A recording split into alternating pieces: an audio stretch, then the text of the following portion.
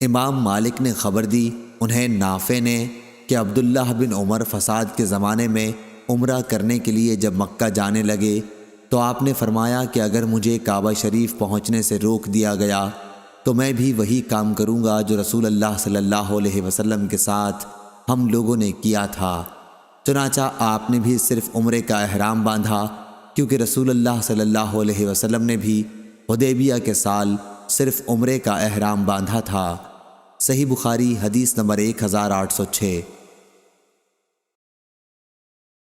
جویریہ نے نافع سے بیان کیا، انہیں عبید اللہ بن عبداللہ اور سالم بن عبداللہ نے خبر دی کہ جن دنوں عبداللہ بن زبیر رضی اللہ عنہ پر حجاج کی لشکر کشی ہو رہی تھی تو عبداللہ بن عمر رضی اللہ عنہ سے لوگوں نے کہا، کیونکہ آپ مکہ جانا چاہتے تھے کہ اگر آپ اس سال حج نہ کریں تو کوئی نقصان نہیں، کیونکہ ڈر اس کا ہے کہ کہیں آپ کو بیت اللہ پہنچنے سے روک نہ دیا جائے۔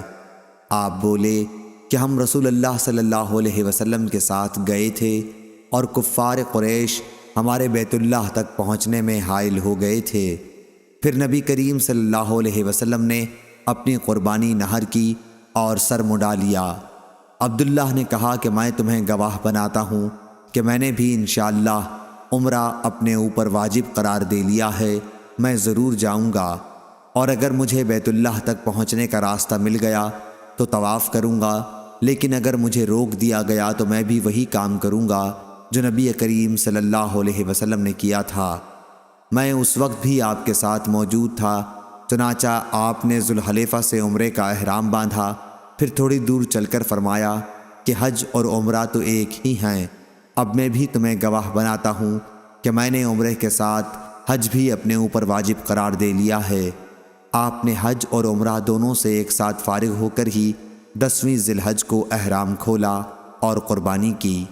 آپ فرماتے تھے کہ جب تک حاجی مکہ پہنچ کر ایک طواف زیارت نہ کر لے پورا احرام نہ کھولنا چاہیے۔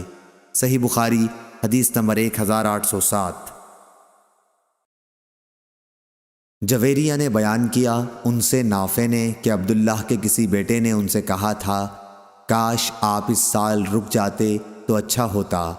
اسی اوپر والے واقعے کی طرف اشارہ ہے۔ صحیح بخاری حدیث نمبر 1808۔ اکرمہ نے بیان کیا کہ ابن عباس رضی اللہ عنہ نے ان سے فرمایا، رسول اللہ صلی اللہ علیہ وسلم جب حدیبیہ کے سال مکہ جانے سے روک دیے گئے تو آپ صلی اللہ علیہ وسلم نے حدیبیہ ہی میں اپنا سر مڈایا اور ازواج مطہرات کے پاس گئے اور قربانی کو نحر کیا، پھر آئندہ سال ایک دوسرا عمرہ کیا۔ صحیح بخاری حدیث نمبر 1809۔ سالم نے خبر دی، کہا کہ ابن عمر رضی اللہ عنہ فرمایا کرتے تھے، کیا تمہارے لیے رسول اللہ صلی اللہ علیہ وسلم کی سنت کافی نہیں ہے کہ اگر کسی کو حج سے روک دیا جائے تو ہو سکے تو وہ بیت اللہ کا طواف کر لے اور صفا اور مروہ کی سعی، پھر وہ ہر چیز سے حلال ہو جائے جہاں تک کہ وہ دوسرے سال حج کر لے، پھر قربانی کرے، اگر قربانی نہ ملے تو روزہ رکھے۔ صحیح بخاری حدیث نمبر 1810۔ معمر نے خبر دی، انہیں ظاہری نے، انہیں عروہ نے اور انہیں مسعود رضی اللہ عنہ نے کہ رسول اللہ صلی اللہ علیہ وسلم نے صلح حدیبیہ کے موقع پر قربانی سر مڈانے سے پہلے کی تھی، اور آپ صلی اللہ علیہ وسلم نے اصحاب کو بھی اس کا حکم دیا تھا۔ صحیح بخاری حدیث نمبر 1811۔ نافع نے بیان کیا کہ عبداللہ اور سالم نے عبداللہ بن عمر رضی اللہ عنہ سے گفتگو کی کہ وہ اس سال مکہ نہ جائیں، تو انہوں نے فرمایا کہ ہم رسول اللہ صلی اللہ علیہ وسلم کے ساتھ عمرے کا احرام باندھ کر گئے تھے اور کفار قریش نے ہمیں بیت اللہ سے روک دیا تھا، تو رسول اللہ صلی اللہ علیہ وسلم نے اپنی قربانی کو نحر کیا اور سر مڈایا۔ صحیح بخاری حدیث نمبر 1812۔ نافع نے بیان کیا کہ فتنہ کے زمانے میں جب عبداللہ بن عمر رضی اللہ عنہ مکے کے ارادے سے چلے تو فرمایا کہ اگر مجھے بیت اللہ تک پہنچنے سے روک دیا گیا تو میں بھی وہی کام کروں گا جو حدیبیہ کے سال میں نے رسول کریم صلی اللہ علیہ وسلم کے ساتھ کیا تھا۔ آپ نے عمرے کا احرام باندھا، کیونکہ رسول اللہ صلی اللہ علیہ وسلم نے بھی حدیبیہ کے سال عمرے ہی کا احرام باندھا تھا۔ پھر آپ نے کچھ غور کر کے فرمایا کہ عمرہ اور حج تو ایک ہی ہے۔ اس کے بعد اپنے ساتھیوں سے بھی یہی فرمایا کہ یہ دونوں تو ایک ہی ہیں۔ میں تمہیں گواہ بناتا ہوں کہ عمرے کے ساتھ اب حج بھی اپنے لیے میں نے واجب قرار دے لیا ہے۔ پھر مکہ پہنچ کر آپ نے دونوں کے لیے ایک ہی طواف کیا۔ آپ کا خیال تھا کہ یہ کافی ہے، اور آپ قربانی کا جانور بھی اپنے ساتھ لے گئے تھے۔ صحیح بخاری حدیث نمبر 1813۔ امام مالک نے خبر دی، انہیں حمید بن قیس نے، انہیں مجاہد نے، انہیں عبد الرحمن بن ابی لیلہ نے، اور انہیں کعب بن عجرہ رضی اللہ عنہ نے کہ رسول کریم صلی اللہ علیہ وسلم نے ان سے فرمایا، غالباً جوؤں سے تم کو تکلیف ہے۔ انہوں نے کہا، جی ہاں یا رسول اللہ صلی اللہ علیہ وسلم۔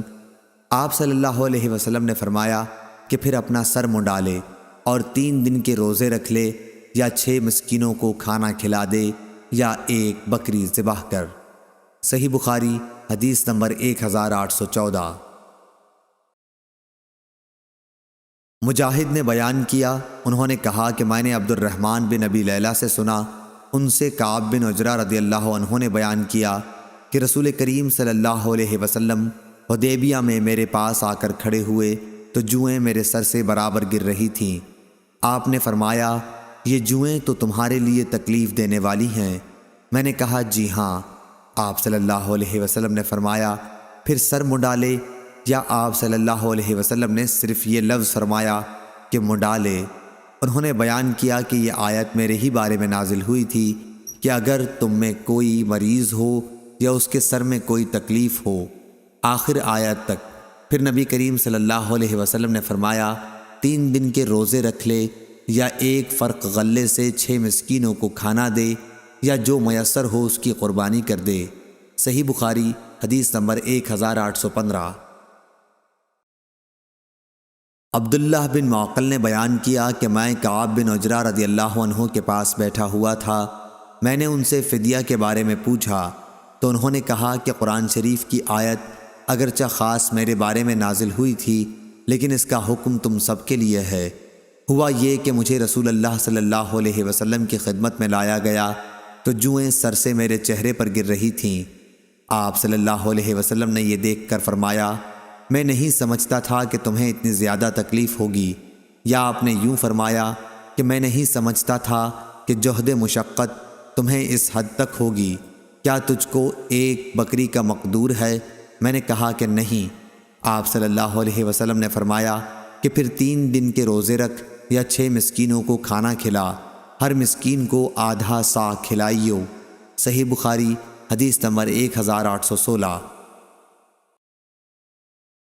مجاہد نے بیان کیا کہ مجھ سے عبد الرحمن بن ابی لیلہ نے بیان کیا، اور ان سے کعب بن عجرہ رضی اللہ عنہ نے کہ رسول اللہ صلی اللہ علیہ وسلم نے انہیں دیکھا تو جوئیں ان کے چہرے پر گر رہی تھیں۔ آپ صلی اللہ علیہ وسلم نے پوچھا، کیا ان جوؤں سے تمہیں تکلیف ہے؟ انہوں نے کہا کہ جی ہاں۔ آپ صلی اللہ علیہ وسلم نے انہیں حکم دیا کہ اپنا سر منڈالیں۔ وہ اس وقت حدیبیہ میں تھے، صلح حدیبیہ کے سال، اور کسی کو یہ معلوم نہیں تھا کہ وہ حدیبیہ ہی میں رہ جائیں گے، بلکہ سب کی خواہش یہ تھی کہ مکے میں داخل ہوں۔ پھر اللہ تعالیٰ نے فدیے کا حکم نازل فرمایا، اور رسول اللہ صلی اللہ علیہ وسلم نے حکم دیا کہ 6 مسکینوں کو ایک فرق یعنی 3 سا غلہ تقسیم کر دیا جائے، یا ایک بکری کی قربانی کرے، یا 3 دن کے روزے رکھے۔ صحیح بخاری حدیث نمبر 1817۔ عبد الرحمن بن ابی لیلہ نے خبر دی، اور انہیں کعب بن عجرہ رضی اللہ عنہ نے کہ رسول اللہ صلی اللہ علیہ وسلم نے انہیں دیکھا تو جوئیں ان کے چہرے پر گر رہی تھیں۔ پھر یہی حدیث بیان کی۔ صحیح بخاری حدیث نمبر 1818۔ شعبہ نے بیان کیا، ان سے منصور نے، ان سے ابو حازم نے، اور ان سے ابو ہریرہ رضی اللہ عنہ نے بیان کیا کہ رسول اللہ صلی اللہ علیہ وسلم نے فرمایا، جس شخص نے اس گھر کعبے کا حج کیا اور اس میں نہ رفث یعنی شہوت کی بات منہ سے نکالی اور نہ کوئی گناہ کا کام کیا، تو وہ اس دن کی طرح واپس ہوگا جس دن اس کی ماں نے اسے جنا تھا۔ صحیح بخاری حدیث نمبر 1819۔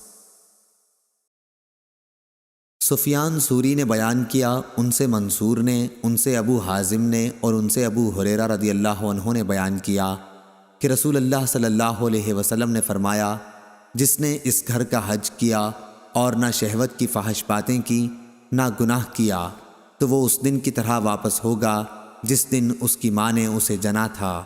صحیح بخاری حدیث نمبر 1820۔